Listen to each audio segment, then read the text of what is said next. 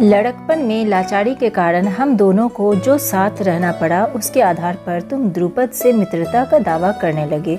दरिद्र की धनी के साथ, मूर्ख की विद्वान के साथ और कायर की वीर के साथ मित्रता कहीं हो सकती है? मित्रता बराबरी की हैसियत वालों में ही होती है। जो किसी राज्य का स्वामी ना हो, वह राजा का मित्र कभी नहीं हो सकता।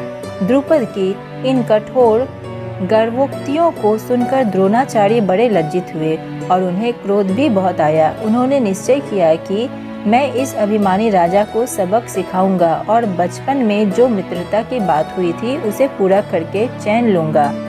वह हस्तिनापुर पहुंचे और वहां अपनी पत्नी के भाई कृपाचार्य के यहाँ गुप्त रूप से रहने लगे।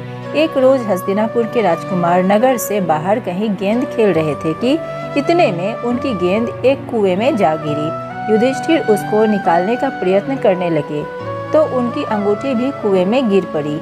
सभी राजकुमार कुएं के चारों ओर झांक झांक कर देखने लगे, पर उसे निकालने का उपाय उनको नहीं सूझता था। एक कृष्ण वर्ण का ब्राह्मण मुस्कुराता हुआ यह सब चुपचाप देख रहा था। राजकुमारों को उसका पता नहीं था। राजकुमारों को अचरज में डालता हुआ वह बोला, राजकुमारों बोलो, मैं गेंद निकाल दूं तो तुम मुझे क्या दोगे? ब्राह्मण श्रेष्ठ, आप गेंद निकाल देंगे तो कृपाचार्य के घर आपकी बढ़िया दावत करेंगे। युधिष्ठिर ने हंसते हुए कहा। तब द्रोणाचार्य ने पास में पड़ी हुई सीख उठा ली और उसे पानी में फेंका। सीख गेंद को ऐसे जाकर लगी जैसे तीर और फिर इस तरह लगातार कई सीखें वे कुएं में डालते गए। सीखें एक दूसरे के सिरे से चिपकती गई।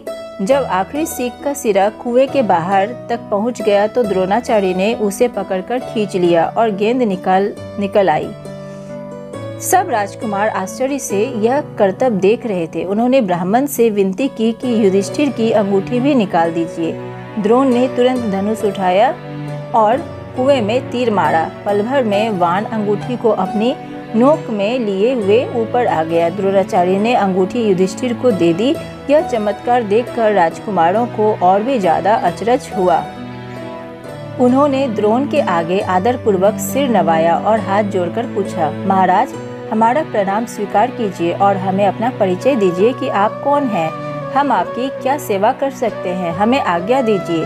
द्रोण ने कहा, राजकुमारों, यह सारी घटना सुनाकर पितामह भीष्म से ही मेरा परिचय प्राप्त कर लेना। राजकुमारों ने जाकर पितामह भीष्म को सारी बात सुनाई तो भीष्म ताड़ गए कि हो ना हो वे सुप्रसिद्ध आचार्य द्रोण ही होंगे।